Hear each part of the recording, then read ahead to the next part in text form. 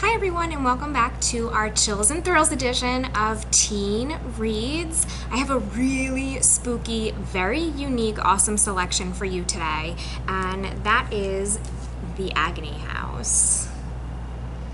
The Agony House is written by Cherie Priest and illustrated by Tara O'Connor. Yes, I said illustrated.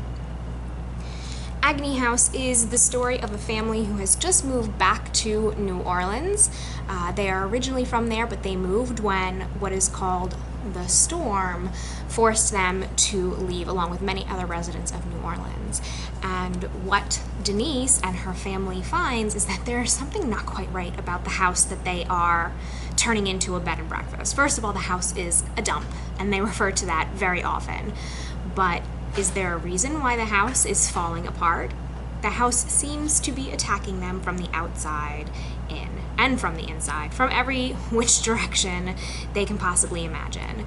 The really cool thing about Agony House is that Denise and one of her new friends find a comic in the attic, and you get to read that comic as well, and the comic becomes part of the mystery of the Agony House. A haunted house, a killer ghost, and a long-lost comic come to life. Denise Faber has just moved back to New Orleans with her mom and stepdad. They left in the wake of Hurricane Katrina and have finally returned, wagering the last of their family's money on fixing up an old, rundown house and converting it into a bed and breakfast. Nothing seems to work around the place, which doesn't seem too weird to Denise. The unexplained noises are a little more out of the ordinary, but again, nothing too unusual. But when floors collapse, deadly objects rain down, and she hears creepy voices, it's clear to Denise that something more sinister lurks hidden here. Answers may lie in an old comic book Denise finds concealed in the abandoned attic, the lost final project of a famous artist who disappeared in the 1950s. Denise isn't budging from her new home, so she must unravel the mystery on the pages and off them if she and her family are to survive. And it really does become a matter of life and death as her stepfather has to go to the hospital, as she gets hurt. Everybody around them is in danger if they enter this house, and they're not ready to give up. They don't have the money to give up. So I thought that the book was actually really spooky. I definitely needed the lights on. I really enjoyed getting a little chill when you start to see the ghosts interact with Denise and her family. And the more you learn about them, the more forward they become and the more they interact. And it gets kind of scary, but in a good way, a really entertaining way. This was a fast read. This was don't want to put it down. This is one that you can probably start to put together the pieces yourself as you read the comic and you hear what Denise and her friends are figuring out. And I like that about a book. I like being able to figure out what's going on. I don't want to be spoiled. I don't want it to be too easy, but I enjoy a book where I'm with them and I'm actively solving the mystery. I love that. Okay, so we're going to find a part in here. I'm going to read just a little bit about the ghosts to you. So the part that we're going to read today is when Denise's friend Terry comes to hang out. Terry had previously been in the house and had been using his voice recorder. He is totally into all of those ghost hunting shows that I will never watch because they creep me out.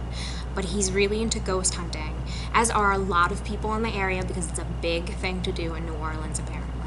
So Terry comes in with his recorder and he lets Denise know that he heard some really scary and intense stuff, and that's the part that we're going to read right now. He pressed play. At first, Denise only heard full volume static blasting from the tiny speaker.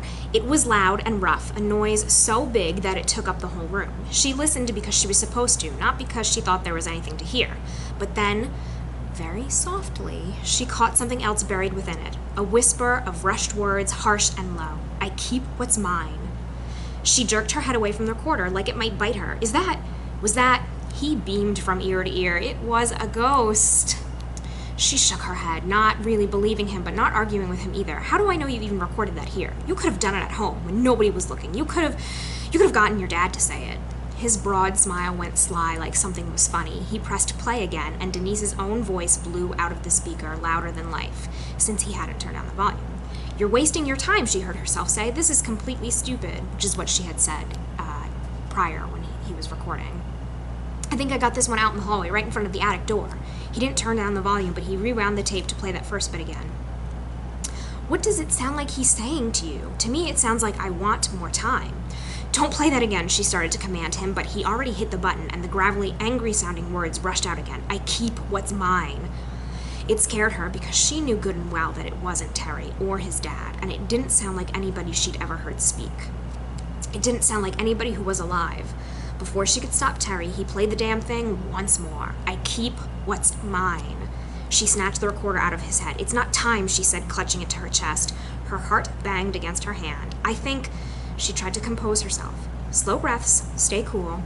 I think he's saying mine. He wiggled his fingers at the recorder. Give it back. Let me play it again.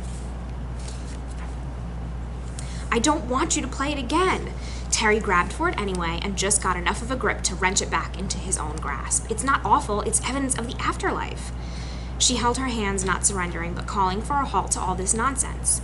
Maybe you used an old tape and some other recording bled through, or my parents had the radio on downstairs and we didn't notice, or somebody was outside the window, or out on the street. Anybody could have said that, Terry. It doesn't have to be a ghost. But it was, and you know it. If you thought it was anything else, you wouldn't be so scared right now. I'm not scared, she yelled at him. Do you always holler when you're not scared? She quieted her voice. It's not a ghost, it's just somebody somewhere saying, I keep what's mine. I think that's what it says. He considered this. Maybe. He whirled away from her, rewound the tape against her wishes, and hit play, even as she danced around him in a circle, trying to take the recorder away again. I keep what's mine.